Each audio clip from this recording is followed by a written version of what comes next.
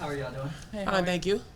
I just want to ask, kind of in general, you guys all obviously been around plenty, but still, you haven't played with each other like this. How's that process come along of just trying to, learn each other's game, learn teammates, and all of that stuff? Not just you two, but, the rest of the group also. Yeah, I mean, obviously it's a learning experience. And every day we're, finding new things out and just talking it through and just really trying to make sure we know where each other wants the ball or where we're going to roll and pop, whatever it is. So it's just constant communication. A little bit of growing pains, nothing crazy, but when you play with selfless people, it's easier. So I think that's a plus. That's it for my answer. Oh, you guys are done. So. Oh no, I have one more also. Obviously there's so much hype and everybody's kind of talking about you guys and things like that. How do you approach that? Do you try to ignore it and not hear it? Do you use it as, do you not pay any attention at all? Do you use it as fuel or anything? Or I'm just curious, what's all the hype like? Because everybody's talking about you guys. I think you embrace it. I think you have to. I think that, everybody knows with the roster that we have, we automatically have a target on our back, even though we haven't done anything. So just, realizing that and also moving on and knowing that our work that we're going to put in, the trust that we have with one another, and also, we won't be perfect, especially now, especially as we work out a lot of kinks. But playing through that and realizing that this is a long game and a long season. Hey everyone, Matt Cohen from Insider. One question for Coach and then a question for anyone who'd like to answer. Coach, obviously as Kareem's alluding to, there's been a lot of talk about the chemistry of the team. What have you seen so far from training camp that speaks to the chemistry that your team currently has? Yeah, look, obviously Stewie came in, we gave her a bit of a break and Sloot was out. She's only just got back on court, and JJ, but I feel like we've been together for such a long time, and that's just, it shows what kind of people that, these players are that coming in and just buying in for what we want to do. I mean, they're winners. We know we have a target on our back, but we realise that we just got to make sure, come to work every day and get better and better. And it's been fun. It's been fun for me to work with. I mean, there's obviously great players, but they want to be better. So it's just fun. We can be a coach. You just want to teach and put everyone on the same page. So I think the chemistry, it's going to get better and better every game. We haven't had much time together, very little time, but you see what we're capable of doing. So I'm excited about, obviously, what we can do with more time together. Thank you. And last thing, with the league and women's basketball overall gaining a lot greater awareness and coverage, it also comes with greater scrutiny as well. So what do you believe is the mental toll on players and coaches with this added scrutiny, and how do you think players and coaches should respond to that? Yeah, look, for me, I mean, we are like the hunted here, but we've got to focus on what we're doing. We can't let the outside noise come in. Like Stewie said, we haven't done anything yet.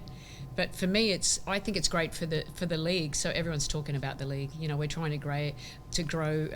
What we do here. This is the greatest players in the world. So, it's a bit of a, you got to take. You got to take a little bit. But for the players, it's they're professionals. They know not everyone's going to love what we're doing and all that. But you have to block out the outside noise and focus on what you can control. And because in the end, we're all human beings.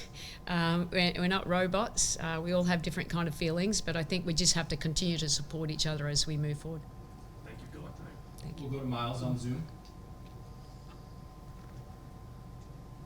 Hey all, thanks for talking to me today. I'll just go down the line.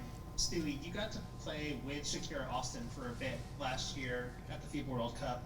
What have you just seen from her and her growth from when she was in college to a rookie to just overseas as well? Yeah, really enjoyed kind of having the opportunity to play with Shakira Austin at USA Basketball at the World Cup. And I think that, what stood out to me most was she was a rookie and she knew that, but also she wanted to get better.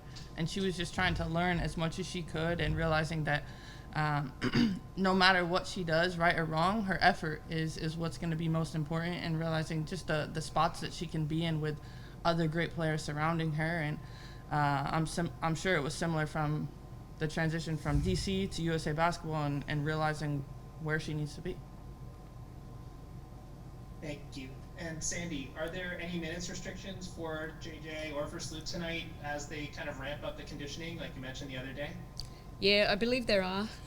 We've spoken to them. We want to make sure, like, it's a long season.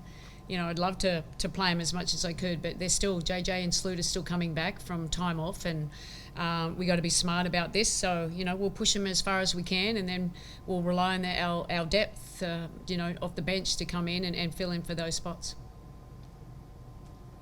Thank you. And JJ, aside from the obvious, which would be scoring more points than the Mystics, what's a concrete, tangible goal that you've put up for yourself that would be a measure of success tonight? Whether it's rebounds, whether winning the rebounding battle, or holding them under a certain number of points, something like that. I think scoring more points than them for sure.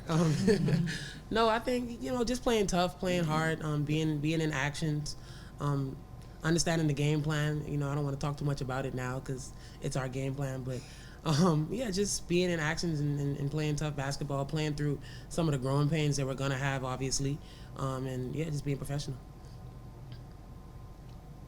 Thank you. Good luck tonight. Fifi? Hey everyone, Fifi from here. This one's for Sandy. Can you kind of speak how beneficial it is for your team to go up against Washington Mystics defense so early in the season, especially with a new roster, so you kind of get a look at what you got early in the season? Yeah, no, look, great question. This is, especially, they're one of the best defensive teams last year, and they've added Brittany Sykes to the team. So we know they're going to be very aggressive, and we're going to have to obviously plan the right way and find ways to exploit them. But they're tough. They're definitely as tough. But it's a great indicator of where we're at. And I've said we haven't had much time. We grew from our Vegas games that we had, and we're going to grow from this game. And they're obviously everyone's talking about New York and Vegas. I'd be talking about Washington too. I mean, this is a really strong team. Adeladon's very healthy. They have continuity. Yeah, they have a new coach, but he's been in the program, and they've added obviously one of the best defensive wings out there, but also someone who's really improved offensively in Brittany Sykes. Thank you. Is there anything specific you're looking at on the offensive end? Coming from 2 preseason games into tonight? Just to keep getting better. Thank you. Jeff? Thank you. Good evening, all. Good to see you all again. Jeff Maglichetti with All Mix. My first question is for Coach Brondello. Coach, in a simple word, whatever you're comfortable with sharing, what's your message to the team going into a game like tonight? A game that could be the start of something big, something WNBA hasn't seen before. What do you want them to take away? What's your message to them? Enjoy it. It's simple. We play this game because it's fun, really, and enjoy playing with each other, and just be quick learners out there. We're not going to be perfect. We know that. We've got a lot to improve on, but just go out there and play and execute the game plan as well as we can. And thank you for that. And my other question for you, just something quick on Niara Sabali. She's out tonight. Is that anything to be worried about long term? No, she just, nothing at all. She's 2 games we're anticipating for her being out. I mean, she wants to play in all games. We've got to have a big picture in mind from where she's going from, and just being really smart. We've been really impressed with her in training camp and excited to get her back, back in the mix of things next week. Appreciate that. Thank you. My final question is for both the players. Going into your first games tonight, which returning member of the Liberty has kind of helped you guys most get used to Coach Brondello's systems, kind of get in the flow of things, get into, dare I say, the New York groove? I feel like it's been all of the players that have played here before. All of them have been talking in practice and helping us with the plays and, understanding what we're supposed to be. So I think it's definitely a group effort, not really a one person per se. And Breanna? Same. Have you noticed perhaps like Han Shu being more vocal out there?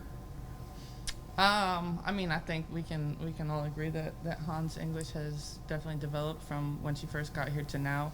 But understanding her spots and the awareness for us and just her being more and more comfortable, I think that's something that we can all see. Appreciate your time and insight. Good luck out there. Christos?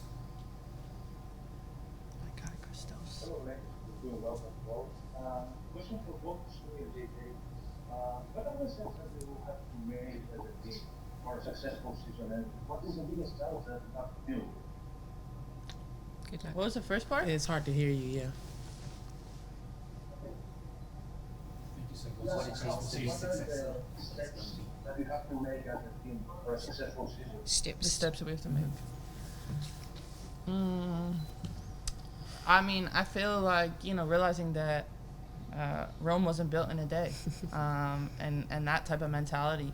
Obviously, playing tonight, we want to be our best, and that's what makes this team so special, and we're hungry to continue to get better, but having a bit of grace with those growing pains and realizing that, we might break plays, we might mess up, we might do all these things, but the way that we do it should be the thing that stays consistent, and then from there we'll grow every day. Thank you very much. Thank you. We have time for Jonathan and then Craig. Thanks. Jonathan Tanner of Philadelphia Fire. Jonquel, this one's for you. I mean, Connecticut's close to Philadelphia, I realize. But does it feel a little closer to Diane now? Is she going to be here tonight or something? Yeah, Coach always makes time for me. I call her my second mom for a reason, and she looks at me as one of her kids. So anytime she can make time or she wants to be there for me, and she's going to be here for sure. So she's always around. Got a lot of ties down here, too. Oh, yeah, for sure. High school in Maryland and coaching at GW, coaching at the University of Maryland.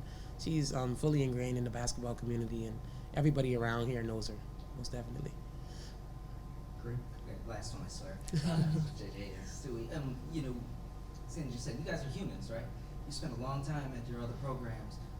What's it like just to be somewhere new and kind of starting this process, not over, but you guys were in your last spots a long time, so I'm just curious what it's like to be somewhere new and that fresh feeling and all that kind of stuff.